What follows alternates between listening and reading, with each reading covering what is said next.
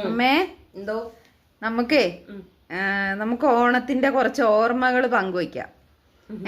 എന്നാന്നറിയാവോ, ഞാൻ അത് പറയാൻ കാരണം പല വീഡിയോസും നമ്മൾ കാണുന്നുണ്ടേ.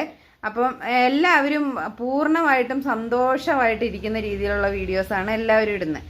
അപ്പം ഞാൻ വിചാരിച്ചു, നമുക്ക് പണ്ടൊക്കെ നമ്മുടെ അച്ഛനും അമ്മയും ഉള്ള കാലത്ത്, ഇപ്പം അമ്മയ്ക്കും അച്ഛനും അമ്മയും ഉണ്ടായിരുന്നു, കൂടപ്പിറപ്പുകളുണ്ടായിരുന്നു. അവരുടെ കൂടെ കുറേ ഓണം ആഘോഷിച്ചതിന് ശേഷമല്ലേ അച്ഛനെ കല്യാണം കഴിച്ചിങ്ങോട്ട് പോരുകയും കുട്ടികളുണ്ടാവുകയൊക്കെ ചെയ്തത്.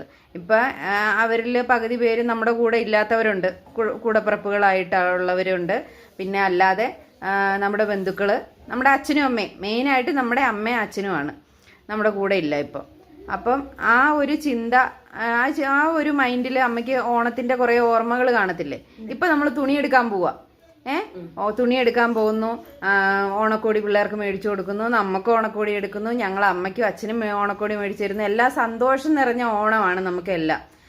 പിന്നെ എന്തെങ്കിലും ഇടയ്ക്കൊരു ദുഃഖം വന്നാൽ നമ്മൾ ഓണം ആഘോഷിക്കാറുമില്ല. അപ്പം അമ്മയുടെ ഒരു ഓണത്തിന്റെ ഓർമ്മ ഒന്ന് പങ്കുവയ്ക്കാൻ പറ്റുമോ അമ്മയ്ക്ക്? എന്ന് പറഞ്ഞാൽ വിഷമിച്ചോണ്ട് മാത്രം പങ്കുവെക്കരുത്, പല ഓർമ്മകളും ഉണ്ടല്ലോ നമുക്ക്. ഉണ്ട്, ഒത്തിരി ഓർമ്മയുണ്ട്.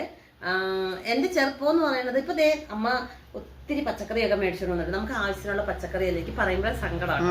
കാരണം എന്താ വെച്ചാൽ ഇങ്ങനൊരു ഓണം ഈ എന്റെ കല്യാണമൊക്കെ കഴിഞ്ഞതിന് ശേഷം, കുറച്ചൊക്കെ ഇങ്ങനെ കഴിഞ്ഞതിന് ശേഷമാണ് ഞാൻ ഇങ്ങനൊരു ഓണം ആഘോഷിച്ചിട്ടുള്ളൂ.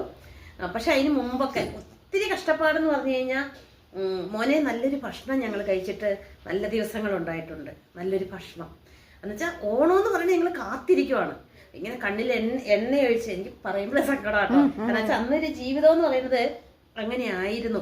ഒരു അയലക്കത്താട്ടെ എന്തെങ്കിലും ആട്ടെ, കപ്പളങ്ങ ഉണ്ടെങ്കിൽ പറിക്കാൻ സമ്മതിക്കാലോ അമ്മച്ചി, ചേമ്പുണ്ടെങ്കിൽ തോണ്ടാൻ സമ്മതിക്കാലോ അമ്മച്ചി. എന്നാന്ന് മക്കളെ ഓണം വരുമല്ലേ, അന്നേരത്തേക്ക് നമുക്ക് വേണ്ടേ എന്ന് പറയാം. അപ്പൊ ഇങ്ങനെ ഓരോന്ന് അമ്മ നുള്ളിപ്പറക്കി കൂട്ടി വെക്കും എന്റെ അമ്മച്ചി.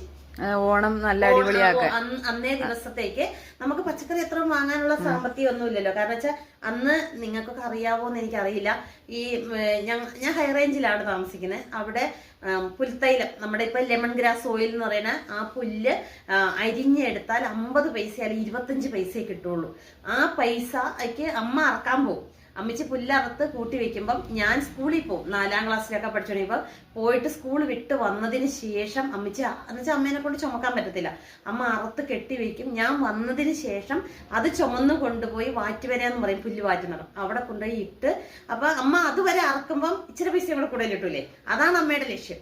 അപ്പൊ അങ്ങനെ കുറച്ച് പൈസയ്ക്കും കൂടെ അമ്മ പുല്ലുകൊണ്ടേ അറുത്തിട്ട് കൊണ്ടുപോയി അവിടെ ഇട്ട് കഴിയുമ്പോഴത്തേക്കും ആ പുല്ലാണ് ഞാൻ കൊണ്ടുപോയി ചുമന്ന് കൊണ്ടുപോയി ഇട്ടു. വൈകുന്നേരം 7 മണിയാവും വീട്ടിൽ വരുമ്പോഴത്തേക്കും.